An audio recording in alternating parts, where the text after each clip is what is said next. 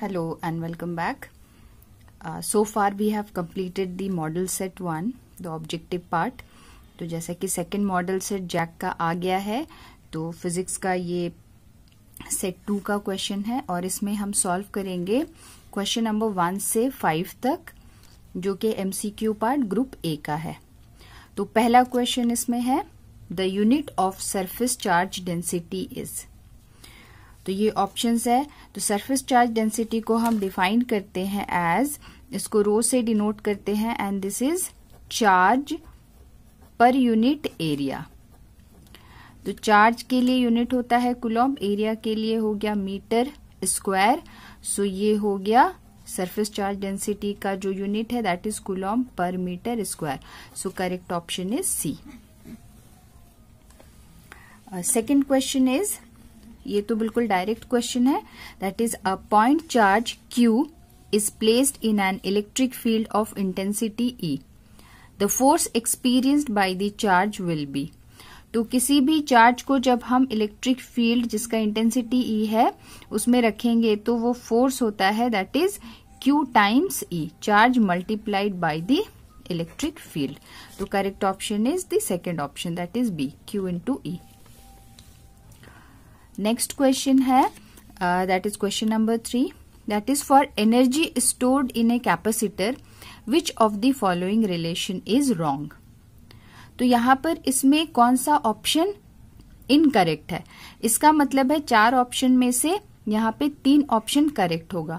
तो इस क्वेश्चन को सॉल्व करने का एक तरीका है कि जो कैपेसिटर में एनर्जी स्टोर्ड है वो हम 3 डिफरेंट फॉर्म्स में लिख सकते हैं। तो एक फॉर्म अगर आपको याद रहे, जैसे फॉर एग्जांपल हाफ CV² तो होता है, तो this is work done to charge the capacitor is stored in the capacitor as its potential energy. तो ये होता है हाफ CV²। तो ये ऑप्शन तो करेक्ट है, मतलब कि ये करेक्ट एनर्जी है इसमें, तो ये रॉन्ग नहीं है। तो यहाँ पर आंसर के लिए ये ऑप्शन गलत है। और ये जो CV² है इसको हम सब्स्टिट्यूट करेंगे, एक बार C को Q के टर्म्स में, V के टर्म्स में, और एक बार V को Q और V के टर्म्स में। तो हम जानते हैं कि जो चार्ज स्टोर्ड होता है कैपेसिटर में that is C into V। तो यहाँ पर ये जैसे पहला ऑप्शन है, इसको हम चेक करेंगे ये करेक्ट है कि नहीं। तो यहाँ पर क्या है, Q है और C है। तो Q और C है और ये हमें फॉर्मूला सपोज याद है, दिस इज हाफ CV²। तो यहाँ से हमें V को रिप्लेस करना है। V को कहाँ से रिप्लेस करेंगे? इस वाले फॉर्मूले से। तो यहाँ से V will be equal to Q by C। तो ऑप्शन A को अगर हम देखें इसके according, this will be half और V हो गया कितना, Q बाई C। तो V की जगह हम लिख सकते हैं this is Q² by C, C² हो जाएगा।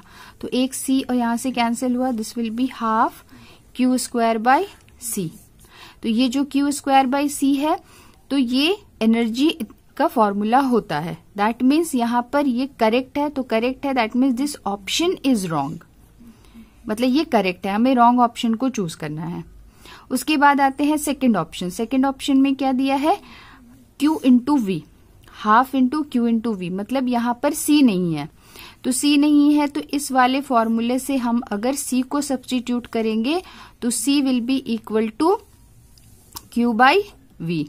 तो यहाँ पर ये हो गया हाफ CV² है और यहाँ पर C की जगह हम लिख सकते हैं Q बाई V। तो this will be half Q by V into V²। तो यहाँ से एक V कैंसिल हो गया, ये हो जाएगा half Q into V।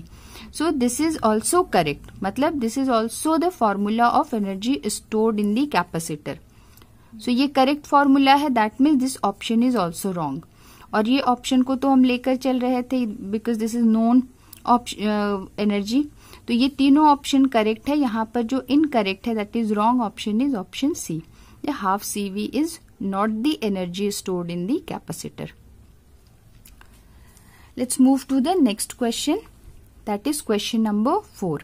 This is also a very direct question. इसमें क्या है, in current electricity Ohm's law is obeyed by all. यहां पर एक टर्म लिखा है that is obeyed by all solids, all metals, all liquids, all gases.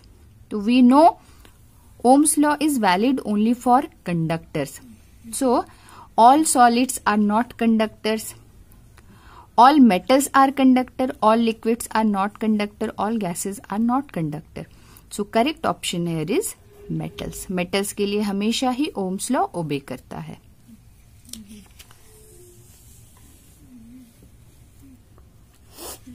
इसके बाद है क्वेश्चन नंबर 5. ये क्वांटाइजेशन ऑफ चार्ज पे बेस्ड है. That is the current of 3.2 ampere is flowing in a conductor. The number of electrons flowing per second will be. तो number of electrons जब भी find करना है, कहीं पे करंट फ्लो कर रहा है या टोटल चार्ज गिवन है, तो we use the quantization formula. यहां पर क्या गिवन है? This is current flowing. That means I is equal to 3.2 ampere.